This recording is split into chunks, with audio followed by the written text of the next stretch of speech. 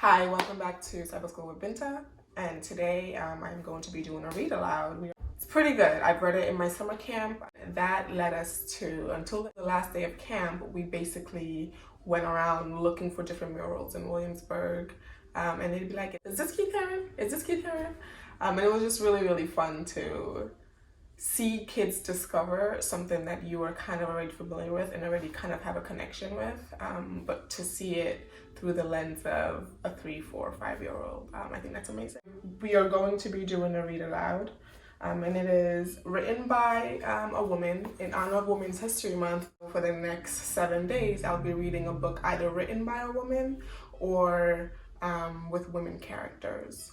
Now, that's something that's really important to me as a teacher in my library. I want to make sure I'm representing even those who are not in my classroom. This is just like a little example of what will be in my library. I always make sure I have books with female characters as the main role, books of different genders, different races. It's important to make sure that you have things like that represented. So in honor of Women's History Month, this is what I will be doing. I will be reading a book either written by a woman or a book featuring a woman as a main character. In one of our meetings in school, I remember we did a little exercise where we went to look for women main characters in children's books, and that was really, really hard for us to find. And ever since then, I've been very hypersensitive about it. So I do have a few books here that are female main characters. A lot of these are things that I read as a child, so they have like a personal connection, and I just felt like I needed to have it. Let's get into the reading. Keith Haring, The Boy Who Just Kept Drawing, written by K.A. Haring. Illustrated by Robert Newbecker. The illustrations here are really good too, so I'm going to try to show as much of it as possible. There was a baby boy named Keith. When he was little, his father taught him how to draw dogs and fish and funny things. His dad would draw a line, then Keith would draw one. Soon the whole page would be full. From that time on, Keith never stopped drawing. In elementary school, while taking tests, Keith doodled on the edge of his paper. When he handed his work, his teacher would ask, "Why did you doodle on this important paper?" Keith didn't answer. He went back to his desk and just kept drawing. Sometimes Keith invited his friends to draw in his backyard clubhouse. Keith made symbols and said each one represented a letter of the alphabet. His friends asked, "Why do you use symbols to write?" Keith drew more symbols. It was his way of answering their question. He encouraged his friends to join him. As a teenager, Keith liked to draw in his bedroom with music playing loud. He would draw on every piece of paper he could find. His mother had to yell over his music, "Why can't you turn that music down and go outside to ride your bike?" But Keith had sold his bike to buy art supplies, so he answered, "Look at the cool drawings I did." And he just kept drawing.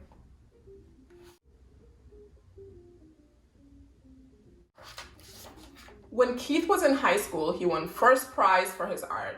A successful couple from town offered to buy his art. Keith said, "No, thank you. If you enjoy my art, you may hang it on your wall, no charge." Keith's sisters were shocked. "Why didn't you take the money?" they asked. Keith shrugged.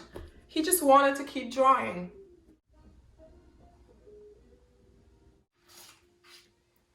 Keith graduated from high school and went to the big city of Pittsburgh to a school that would teach him about art. There were boys in the street trying something new, breakdancing. He liked the crazy shapes of their bodies as they turned and flipped on the ground. While the music played loud, Keith started drawing wiggly lines. His teachers asked him, "Why are you drawing pictures that look like scrambled bodies?" "This was not what we told you to draw." Keith knew how to draw. He just wanted to draw in different ways, and he kept drawing. He saw them breakdancing here, and that inspired him to make those. Keith moved to the huge city of New York City when he was 20, so he could draw with other artists. He started to draw all over the city, on walls, on sidewalks, on paper that he hung on lampposts. His drawings were washed away by the rain or torn down by street cleaners. Other artists asked Keith, "Why do you draw in these places where your pictures are erased?" Keith didn't hear them. He was searching for another wall so he could keep drawing. All he wanted to do was draw. Keith got a job delivering packages and sometimes rode the subway. One day, he saw a panel of black paper on the wall in the station. He rushed outside to buy chalk and came back and began to draw. The white chalk made bright, smooth lines on the black paper. Day after day, Keith filled the empty panels in the subway stations with art. Soon, people who rode the subway were looking for the white chalk drawings. No one knew the name of the artist, but his drawings were easy to recognize. People asked him, "Why are you drawing here? What do your pictures mean?" Keith said, "What do you see? You decide what they mean."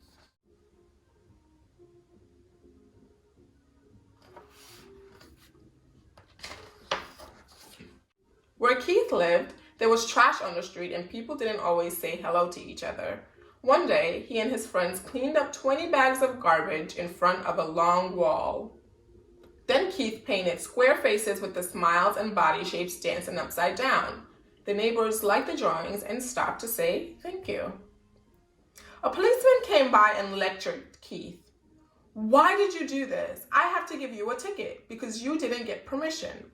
Keith paid the fine, just kept drawing.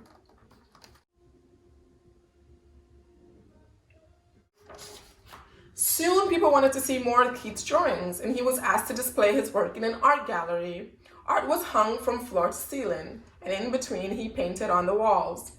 Keith invited everyone to come and enjoy his work.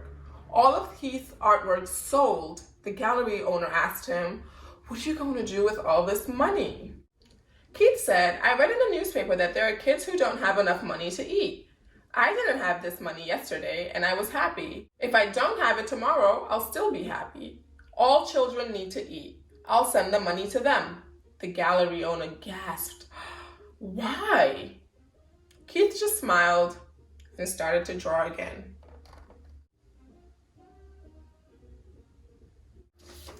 Now people were inviting Keith to draw in famous museums and exhibits and galleries all over the world. He was proud that he had become a successful artist. But wherever he went, Keith insisted he paint a mural so everyone could enjoy his work, not just the people who had the money to buy it. During a visit to Paris, France, Keith painted on the outside of a children's hospital, 6 stories high. Newspaper reporters came to take pictures and asked, "Why did you paint at the hospital? Do you think it will make the sick children feel better?" Keith didn't answer. Keith didn't have the time to answer. He had to finish the painting.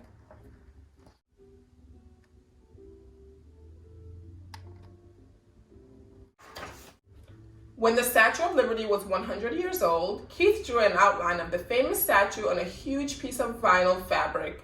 Then he asked 900 kids to help him finish the drawing. Keith told them, "Draw anything, whatever you want. No one can say it's bad or good. It's yours."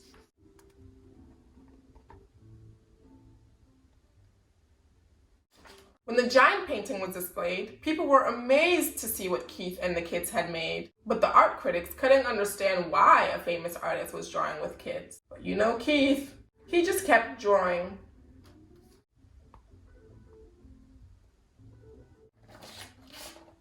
Keith painted all over the world.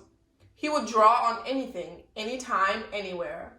Wherever he went and whatever he did, he would not stop. He just kept drawing. Now everyone wanted to know, and together they shouted, "Why? Why do you draw all the time? Why do you give your artwork away? Why do you draw on buildings, on people, on clothing, on furniture, on subway walls, on cars, on skateboards, on walls that belong to no one, and on things to be thrown away? Why do you draw on everything?"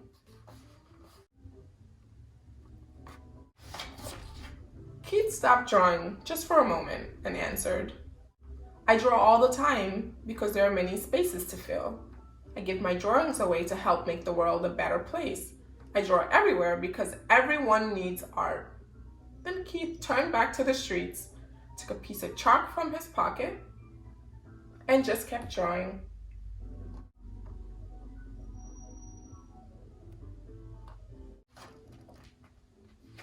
The end. And on the back here it says, art is for everyone. I just want to say thank you truly for watching the videos that I am posting. For me, this brings me joy. I actually realize I really miss being in the classroom. In a time like this, I feel like the thing that I've been clinging to most are the younger children, the babies. That's always where my weakness is. And so that's kind of why I became a preschool teacher. The world is so chaotic and children have no idea what to perceive, and we don't know what they're perceiving in their minds or what they're creating of all this. Some consistency, some books that take your mind off of that, some stories that allow you to become whatever in a time like this, I think is really important. And that's really why I'm doing the read alouds. And again, I have been doing them for my former students, and we've been having a great time just chatting. Just spread joy. That's really what I'm doing, and I'm trying to share that. And if it's received, then great. But if it's not, just understand that this is my joy, and my encouragement is for you also to find your joy in this time and just do that. So thank you for watching.